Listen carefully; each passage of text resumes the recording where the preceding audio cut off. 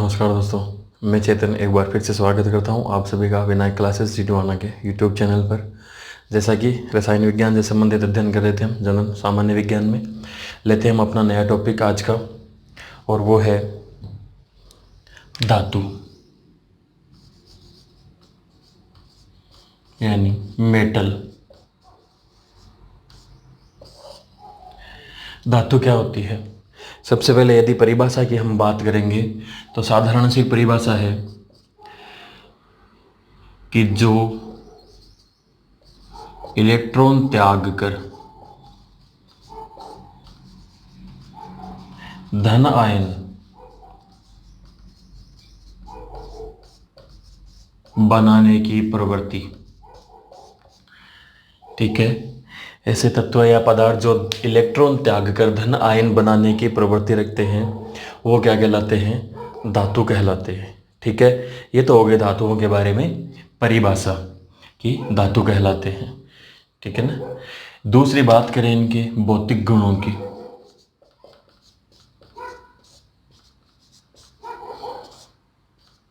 कि धातुओं के भौतिक गुण कौन से होते हैं। ठीक है ना। तो भौतिक गुण यहाँ पर आपको धनायन के बारे में शायद उदाहरण देके बताने की जरूरत नहीं होगी। उदाहरण यदि हम लेना चाहें तो जैसे सोडियम है उस पर प्लस होता है, पोटेशियम है उस पर प्लस होता है, ठीक है, एल्यूमिनियम है +3। ये सब क्या है? धातुएं जिन पर धनावेश लगा हुआ हो ना, वो सब क्या होती है? धातुएं होती है।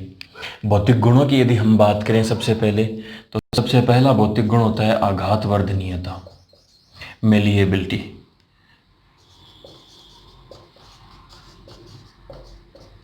आघात वर्धनीयता यानी मेलिएबल। आघात वर्धनीयता का मतलब क्या होता है? कि पतली चद्दरें जिनकी बनाई जा सके, जिनको पीटकर चद्दरें बनाई जा सके, वो क्या कहलाती है? आघात वर्धनीयता कहलाती है। जैसे उदाहरण की हम बात करें तो सोना है, चांदी है, ये क्या है? सर्वाधिक आघात वर्धनीय, सर्वाधिक आघात वर्धनीय धातु होती है ये। ठीक है ना। सोना सबसे ज़्यादा आघात वर्धनीय धातु होती है, इसीलिए कई बार जो गोल्ड स्मिथ होते हैं नहीं, जो सोना का काम करते हैं, वो गोल्ड स्मिथ अपनी दुकान के बाहर एक एड लगा के रखते हैं कि भाई 2 ग्राम सोने में 4 चूड़ियाँ हैं। तो इतना ज़्यादा आघात वर्धनीय थे, बहुत ज़्यादा इसको पतला अपन कर सकते हैं। तो ये हो गया जैसे आघात वर्धनीयता का गुण। दूसरा हम बात करें तन्यता का, यानी डक्टाइल। डक्टिलिटी, तन्यता का मतलब होता है कि तार बनाए जा सकते हैं इनके, ठीक है ना, जिनके तार बनाए जा सकते हैं। जैसे उदाहरण की यदि बात करें तो चांदी है, तांबा है, एल्यूमिनियम है, ठीक है, लोहा है, इन सब के क्या है? तार बन सकते हैं। ठीक है ना। तो ये तन्यता का गुण हो गया, यानी तार बनाए जा सके। अगले गुण की बात करें तो क्या है? कमरे के ताप पर, कमरे के ताप पर ठोस होती है।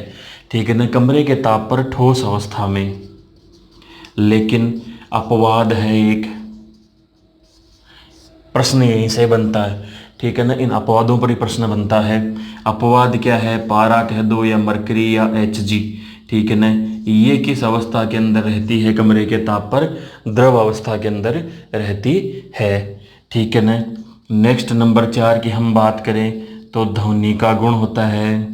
ठीक है ना। यानी देखिए स्कूलों के अंदर जो घंटी होती है ना, वो किसकी बनी हुई होती है? लोहे की, यानी धातु की बनी हुई होती है। किस कारण से? क्योंकि इनमें क्या होता है? ध्वनि का गुण होता है, यानी आपस में टकराती, किसी वस्तु से टकराने पर ध्वनि उत्पन्न करती है।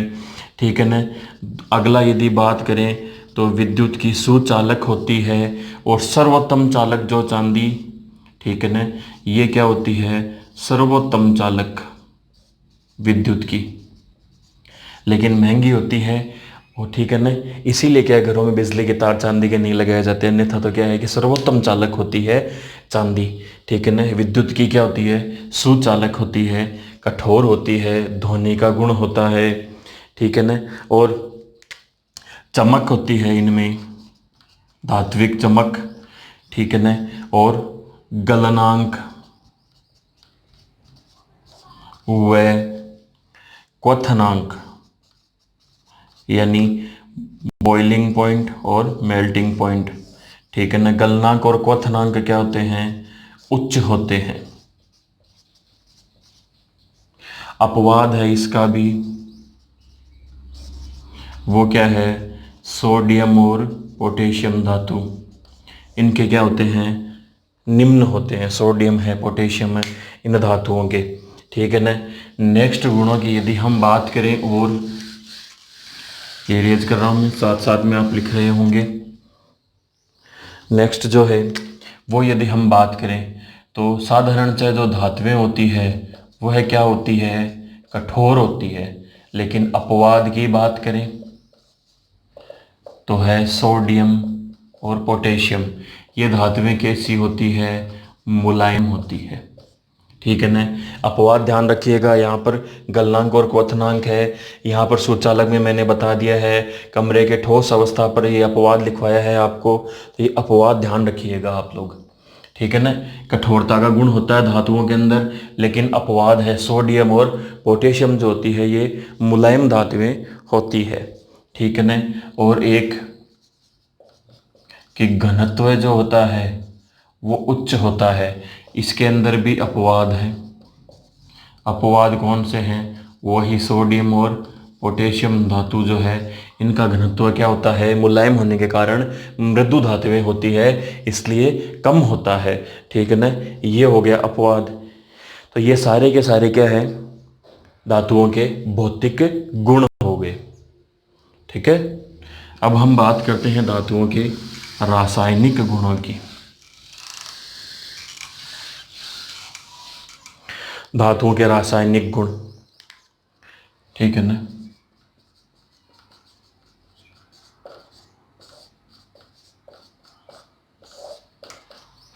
रासायनिक गुणों में नंबर 1 बात करते हैं सबसे पहले कि अधातु से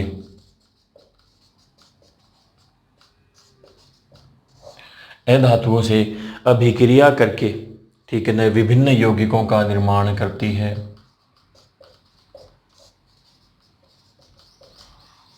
विभिन्न यौगिक निर्मित करती है। दूसरा यदि बात करें तो ऑक्सीजन के साथ अभिक्रिया करके धात्विक ऑक्साइड बनाती है, ठीक है, जिनकी प्रकृति कैसी होती है, एसएससी में पूछा गया प्रश्न है कि क्षारीय प्रवृत्ति होती है, ठीक है ना। धात्विक ऑक्साइड जो बनते हैं ना उनकी प्रवृत्ति कैसी होती है, क्षारीय प्रवृत्ति होती है, एसएससी में पूछा गया प्रश्न है। जल के साथ अभिक्रिया करके क्या बनाती है, हाइड्रोक्साइड बनाती है। जल के साथ अभिक्रिया करके हाइड्रोक्साइड बनाती है, ठीक है ना। और अम्ल से, ठीक है, अम्ल से अभिक्रिया करके हाइड्रोजन गैस देती है प्लस लवण बनाती है। इसीलिए क्या कहते हैं कि खट्टे पदार्थों को धातु के बर्तन में नहीं रखना चाहिए, इसीलिए नहीं रखते हैं, ठीक है ना। ये अम्ल के साथ में अभिक्रिया करके क्या बनाती है, H2 गैस और लवण बनाती है। यह रासायनिक गुण। क्षार के साथ में साधारणतः अभिक्रिया करती नहीं है, करती है तो जटिल यौगिकों का निर्माण करती है, ठीक है ना। उतार लिए होंगे। चलिए अपन अब बात करते हैं यहाँ पर कुछ महत्वपूर्ण धातुओं की, यानी जिनसे एग्जाम में क्या है कि प्रश्न आने की संभावना अधिक है या फिर पूछे गए हैं अधिक बार, ठीक है ना। तो हम बात करते हैं महत्वपूर्ण धातुओं की।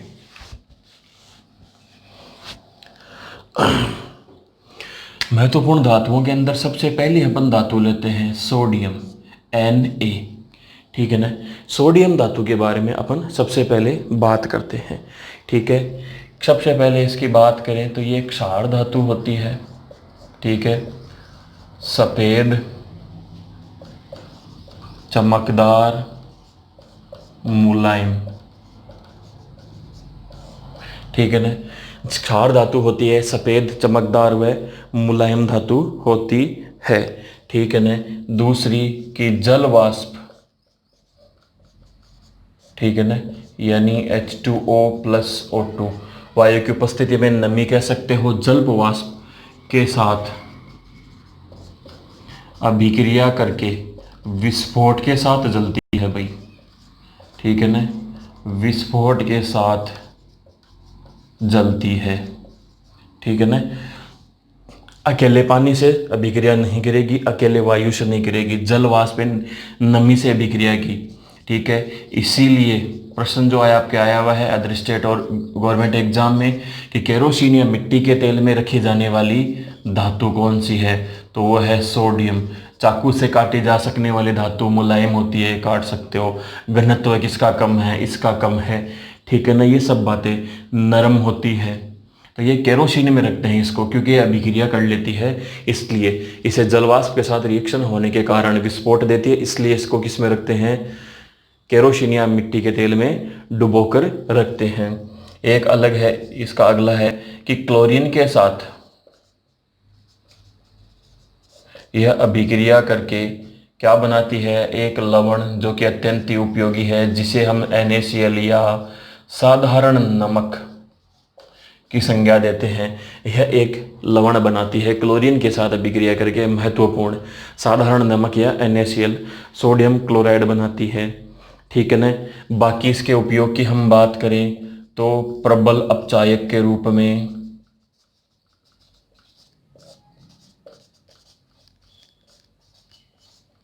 ठीक है, प्रबल अपचायक के रूप में, और द्रव्य सोडियम का उपयोग नाभिकीय भट्ठी में शीतलक के रूप में, कूलेंट शीतलक के रूप में उपयोगी होता है। नाभिकीय भट्टियों के अंदर कूलेंट कर दो या शीतलक के रूप में उपयोगी होता है, ठीक है ना। और अपस्फोटन रोधी यौगिक है, ठीक है, सोडियम लैंप है, सोडियम लैंप बनाने में, ठीक है, अपस्फोटन रोधी, स्फोटन का मतलब होता है आवाज, ठीक है ना, अपस्फोटन रोधी, ठीक है ना। अपस्फोटन रोधी जो पदार्थ होते हैं वो बनाने में किसका उपयोग होता है, सोडियम का, क्योंकि स्फोट करती है तो आवाज़ बहुत कम करती है। ये हो गया सोडियम के बारे में जो प्रश्न बन सकते हैं या फिर पूछे हुए प्रश्न हैं, ठीक है। नेक्स्ट अगली हम ले लेते हैं मैग्नीशियम। मैग्नीशियम धातु, मैग्नीशियम धातु, ठीक है, एसएससी के अंदर पूछा गया प्रश्न है। इसका समुद्री निष्कर्षण होता है, यानी समुद्र के जल से सोडियम जैसे प्राप्त होती है, वैसे ही समुद्री निष्कर्षण द्वारा ये क्या की जाती है, प्राप्त की जाती है, ठीक है ना। और इसकी एक और जो प्रश्न पूछा हुआ है यूपीएससी में कि ऐसी धातु निम्न में से, आपको ऑप्शन देगा भाई, ठीक है ना, तो निम्न में से ऐसी धातु जो क्षार से अभिक्रिया नहीं दर्शाती है, तो एक मैग्नीशियम भी है। ऑप्शन में मैग्नीशियम था कि ऐसी धातु जो क्षार से अभिक्रिया नहीं दर्शाती है, रिएक्शन नहीं करती है, ठीक है। उपयोग की यदि हम बात करेंगे तो फ्लैश लाइट रिबन बनाने में, ठीक है, या फिर फ्लैश बल्ब बनाने में, ठीक है ना, फ्लैश लाइट रिबन बनाने में, फ्लैश बल्ब बनाने में, ठीक है। एक और इसका आता है उपयोग ग्रीन गार्ड, ग्रीन गार्ड अभिकर्मक बनाने में, ये भी एसएससी में पूछा हुआ प्रश्न है। फ्लैश बल्ब रेलवे में पूछा हुआ प्रश्न है, ठीक है ना। समुद्री निष्कर्षण ये एसएससी और यूपीएससी में पूछे हुए प्रश्न है, ग्रीन गार्ड अभिकर्मक बनाने में, ठीक है। और स्टेट राजस्थान स्टेट गवर्नमेंट में पूछा हुआ प्रश्न है अति अम्लता के उपचार में,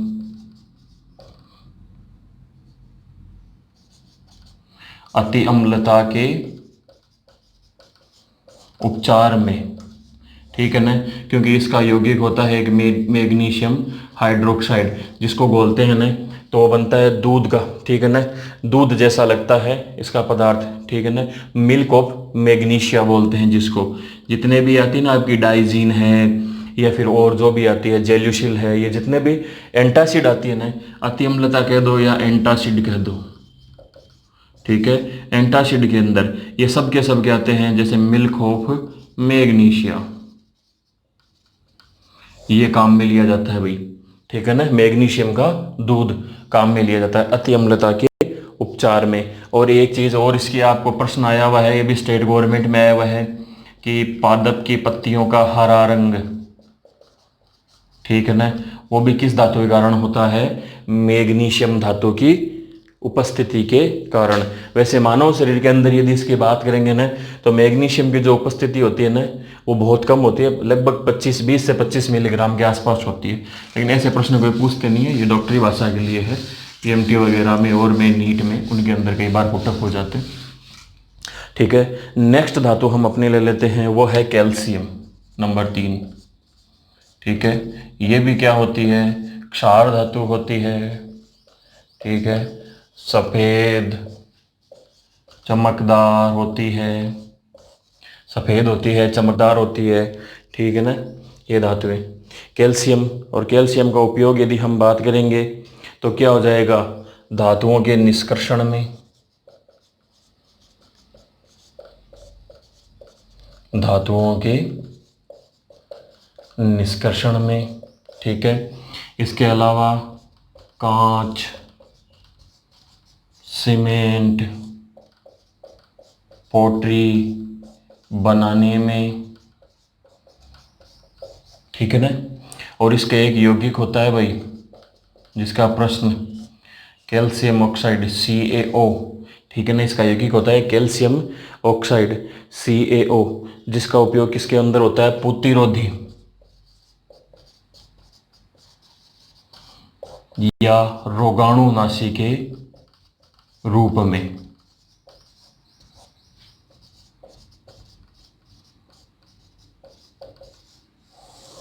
प्रतिरोधी या रोगाणुनाशी के रूप में इसका एक यौगिक होता है कैल्शियम ऑक्साइड, जिसका उपयोग किया जाता है, ठीक है ना। बाकी हड्डियों में, दांत में, ये सब कॉमन उपयोग हैं इसके, वो तो आपको पता ही है, ठीक है। नेक्स्ट हम ले लेते हैं नंबर 4, एल्यूमिनियम, ठीक है। इसका जो पहला प्रश्न स्टेट और सेंट्रल गवर्नमेंट में एग्जाम में, पिछले एग्जामों में आया है कि सर्वाधिक उपस्थित धातु, ठीक है ना, पृथ्वी पर सर्वाधिक मात्रा में उपस्थित कोई धातु होती है तो वो कौन सी है, एल्यूमिनियम, ठीक है ना। और इसका दूसरा प्रश्न आया था कि ऐसी एकमात्र धातु है जिसके ऑक्साइड क्या होते हैं, उभयधर्मी ऑक्साइड होते हैं। दूसरा प्रश्न ये भी, यानी अम्लीय और क्षारीय दोनों हो सकते हैं, उभयधर्मी ऑक्साइड होती हैं। और उपयोग यदि इसकी बात करेंगे तो उपयोग के अंदर हम क्या काम, विद्युत तार बनाने में, ठीक है, प्रबल अपचायक के रूप में, क्योंकि धनावेश की प्रकृति होती है, प्लस का 3 आता है, जितनी ज़्यादा धनावेश की प्रकृति है उतना ही ज़्यादा प्रबल अपचायक का काम करती है धातुएं, तो प्रबल अपचायक के रूप में, ठीक है। घरेलू बर्तन, ठीक है, औषधि, घरेलू बर्तन है, औषधि बनाने में, ठीक है ना। खाद्य पदार्थ,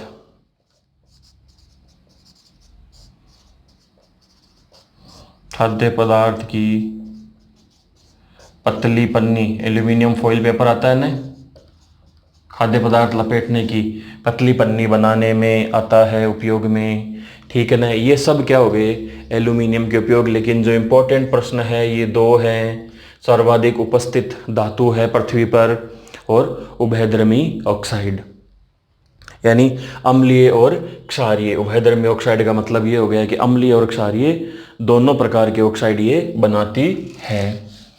नेक्स्ट हम लेते हैं लोहा, इसका स्क्रीनशॉट ले लीजिए या साथ में उतार लीजिए ताकि ये भी इरेज कर दूं मैं, ठीक है ना। उभयधर्मी ऑक्साइड है, ये ध्यान रखना, घरेलू बर्तन बनाने में, विद्युत तार बनाने में, बाकी दैनिक जीवन में उपयोग में आती है एल्यूमिनियम धातु तो। बाकी भोजन नहीं पकाना चाहिए। पहले के जो राजा महाराजा थे ना, वो अपने जो कैदियों को एल्यूमिनियम के बर्तन में खाना खिलाते थे। वो इसीलिए खिलाते थे क्योंकि ये उभयधर्मी ऑक्साइड देती है। ठीक है ना। नेक्स्ट नंबर 5 वो है Fe। फेरस कह दो या आयरन कह दो। ठीक है ना। इसके बारे में जो प्रश्न है वो है क्या है कि पृथ्वी पर दूसरी सर्वाधिक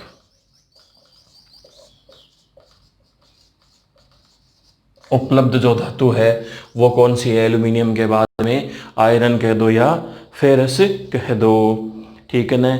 और इसका जो दूसरा प्रश्न है इंपॉर्टेंट है, कई बार नहीं आता है बहुत से लोगों को, कि जल वाष्प से इसका क्या होता है? संक्षारण होता है, यानी जंग लगता है। और जंग लगने पर जो यौगिक बनता है वो है Fe3O4, यानी वो हो गया फेरिक ऑक्साइड। ठीक है ना। वो हो गया फेरिक ऑक्साइड। ठीक है ना। ये बनता है यौगिक।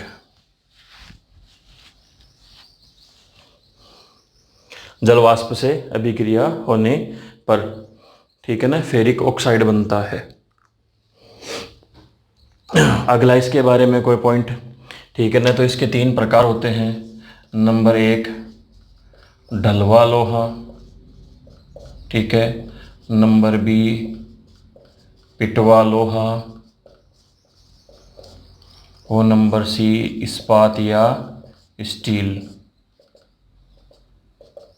ढलवा लोहा, पिटवा लोहा और इस्पात या स्टील।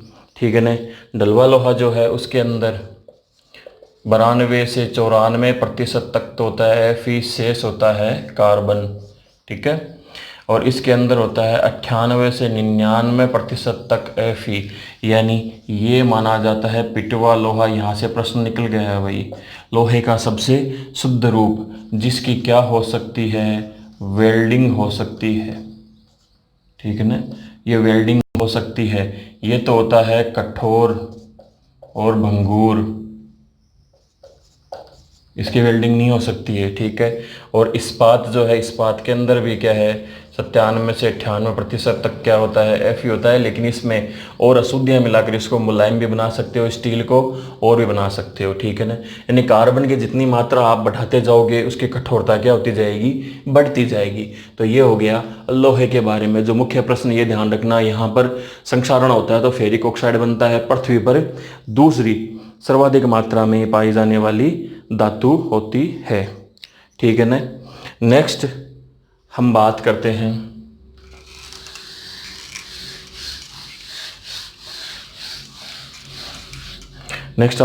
हैं कॉपर, तांबा। ठीक है ना। कॉपर या तांबा।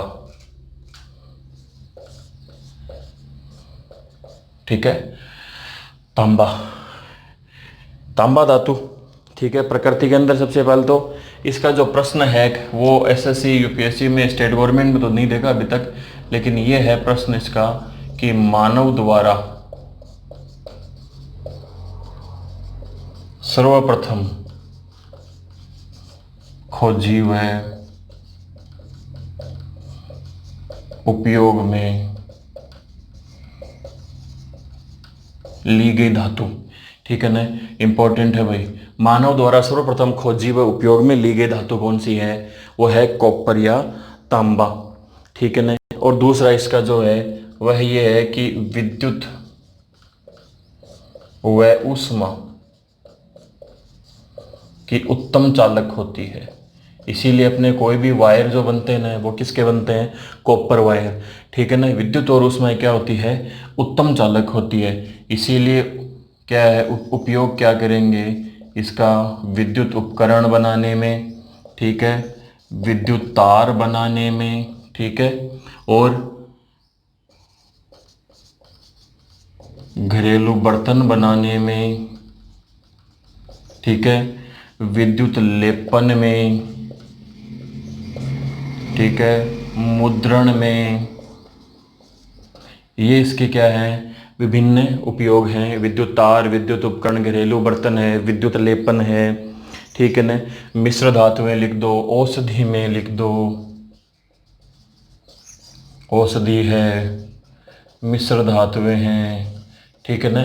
ये बनाने के अंदर क्या होता है, कॉपर का उपयोग किया जाता है, ठीक है ना। मानव द्वारा खोजी गई सर्वप्रथम विद्युत ऊष्मा की उत्तम चालक होती है, ठीक है। साथ साथ में उतारते चलिए, बाद में पढ़ लीजिएगा एक साथ, स्क्रीनशॉट ले लीजिए या तो, ठीक है ना।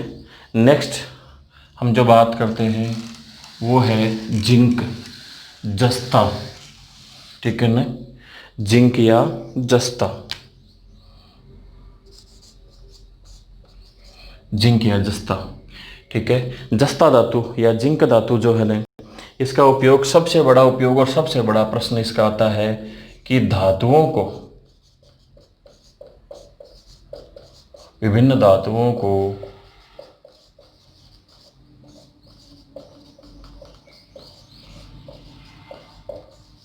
जंगरोधी बनाने में, ठीक है ना, विभिन्न धातुओं को जंगरोधी बनाने में यदि क्या करते हैं कि जिंक का लेप कर देते हैं विभिन्न धातुओं के ऊपर, इस अभिक्रिया को क्या कहते हैं, जस्ताकरण या गैल्वेनाइजेशन, गैल्वेनीकरण, ठीक है ना। जस्ताकरण या गैल्वेनीकरण, ठीक है ना। जिंक धातु का लेप करना, ये प्रश्न बहुत बार पूछा हुआ है एग्जाम में, धातुओं को जंगरोधी बनाने में, ठीक है ना। और दूसरा जो इसका उपयोग होता है वो होता है चूहे मारने की दवा, मोर्टिन रेट किल का एड देखा होगा आपने, ठीक है ना। जिंक फॉस्फाइड यानी चूहे मारने की दवा बनाने में, ठीक है ना। जिंक फॉस्फाइड चूहे मारने की दवा बनाने में, और इसके एक यौगिक होता है जिंक ऑक्साइड, ठीक है ना। जिंक ऑक्साइड का उपयोग किस में होता है, कृत्रिम दांत बनाने में, ठीक है, क्रीम बनाने में, मलहम बनाने में, ठीक है ना। कृत्रिम दांत बनाने में, क्रीम बनाने में, मलहम बनाने में इसका एक उपयोग होता है जिंक ऑक्साइड, जिसका बहुत ज़्यादा उपयोग होता है। इसीलिए यदि आ जाए कि कृत्रिम दांत बनाने में या क्रीम बनाने में, तो जिंक का उपयोग भी किया जाता है, ठीक है ना। नेक्स्ट जो धातु अपन लेंगे, स्क्रीनशॉट ले लीजिए या उतार लीजिए साथ साथ में, ये इम्पोर्टेंट है, बहुत बार पूछा हुआ है, ठीक है। नेक्स्ट जो हम धातु लेते हैं अभी वो है सिल्वर या चांदी, अर्जेंटम, सिल्वर या चांदी, ठीक है ना। भाई इस धातु के बारे में सबसे पहली बात जो आती है कि ऊष्मा व विद्युत की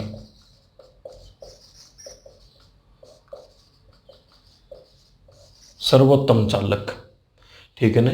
ऊष्मा व विद्युत की क्या होती है, सर्वोत्तम चालक धातु होती है, ठीक है ना। और आभूषण बनाने में इसका उपयोग, आभूषण बनाने में, ठीक है ना, सिक्के बनाने में, ठीक है। और भी बहुत सारे उपयोग आपको इसके दिख सकते हैं, कोई दिक्कत नहीं है। औषधि बनाने में, या फिर अपन मिठाइयाँ जो खाते हैं, ठीक है, उनके ऊपर चांदी की बर्क आती है ना, ठीक है, वो भी आप लिख सकते हो। मिठाइयों पर पतली पन्नी के रूप में चांदी की बर्क आती है ना, वो वाली, ठीक है ना। अब इसके कुछ एक यौगिक हैं भाई जिनका उपयोग महत्वपूर्ण है, जैसे सिल्वर आयोडाइड, ठीक है ना, Ag2I, ठीक है, सिल्वर आयोडाइड, इसका उपयोग होता है कृत्रिम वर्षा कराने में, ठीक है। दूसरा इसका उपयोग होता है AgBr, ठीक है, सिल्वर ब्रोमाइड, जिसका उपयोग होता है फोटोग्राफी में, महत्वपूर्ण यौगिक है, ठीक है। तीसरा इसका यौगिक होता है AgNO3, सिल्वर नाइट्रेट, जिसका दूसरा नाम है लूनर कास्टिक, ठीक है, जिसका दूसरा नाम क्या है, लूनर कास्टिक। आपके जो स्याही लगाई जाती है ना, मतदाता पहचान, ठीक है ना, तो ये क्या होती है, एमिट स्याही बनाने में, न मिटने वाली, ठीक है ना। और इसके एक यौगिक और होता है सिल्वर क्लोराइड, ठीक है ना। सिल्वर क्लोराइड जो है इसका उपयोग होता है हॉर्न सिल्वर यानी फोटोक्रोमेटिक, इसे कहते हैं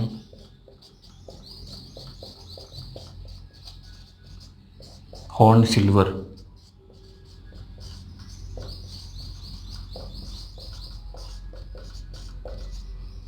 फोटोक्रोमेटिक कांच बनाने में, ठीक है ना। हॉर्न सिल्वर कहते हैं इसे, फोटोक्रोमेटिक कांच जो होते हैं वो बनाने में। तो ये ध्यान रखिएगा, ये इसके क्या है, पूछे जाने वाले।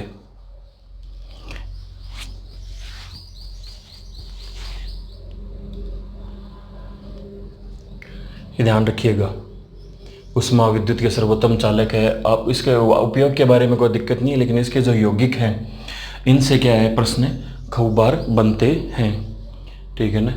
नेक्स्ट जो अपनी हम धातु लेते हैं जिसका अध्ययन करना है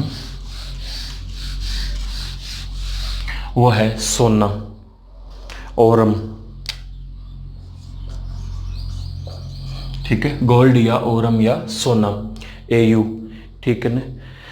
इसके बारे में जो प्रश्न भौतिक गुणों में आ गया था वैसे तो, कि सर्वाधिक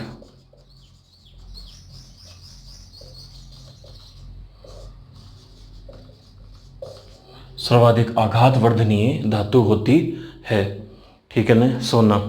और एक चीज इसका जो इम्पोर्टेंट प्रश्न है वो ध्यान रखिएगा, बहुत ही ज़्यादा, यहाँ मैं लिख देता हूँ कि यह है अम्लराज। प्रश्न देख लीजिएगा, अम्लराज क्या होता है कि 3 तो हो HCl 3 अणु प्लस 1 हो HNO3 या नाइट्रिक अम्ल, ठीक है ना, इनसे मिलकर 3:1 नाइट्रिक अम्ल और हाइड्रोक्लोरिक अम्ल। यह केवल अम्लराज में ही क्या है, घुलनशील है, ठीक है ना। यह केवल क्या है, अम्लराज में ही घुलनशील होती है, ठीक है ना। इंपॉर्टेंट प्रश्न है, अम्लराज में ही घुलनशील होती है। और प्रश्न इसके उपयोग हैं इसके जो, वो क्या है, आभूषण बनाने में, ठीक है, सिक्के बनाने में और औषधि निर्माण में, ठीक है ना। बहुत सारे इस प्रकार के उपयोग आते हैं, लेकिन जो सर्वाधिक आघात वर्धनीयता है, दूसरा ये ध्यान रखना कि यह अम्लराज में ही घुलनशील है। अम्लराज का सूत्र याद कर लेना, 3 अणु HCl के और 1 अणु यानी 75% HCl और 25% HNO3 जब मिलाएंगे आपस में तो क्या बन जाएगा, अम्लराज। जो सॉल्यूशन जो विलयन प्राप्त होगा वो क्या कहलाएगा, अम्लराज, जिसमें सब कुछ घुल सकता है, ठीक है। तो यह केवल अम्लराज में ही घुलनशील होती है। तो ये थी धातुओं के बारे में, उनके भौतिक गुण और रासायनिक गुण, और कुछ एक महत्वपूर्ण धातुएं जो हैं जो एग्जाम में पूछी जा सकती है और या पूछी जा चुकी है, उनसे संबंधित अध्ययन। उम्मीद करता हूँ कि आपको ये सेशन पसंद आएगा। मिलते हैं अगले वीडियो में नए टॉपिक के साथ, तब तक अपना अध्ययन निरंतर रखें। नमस्कार।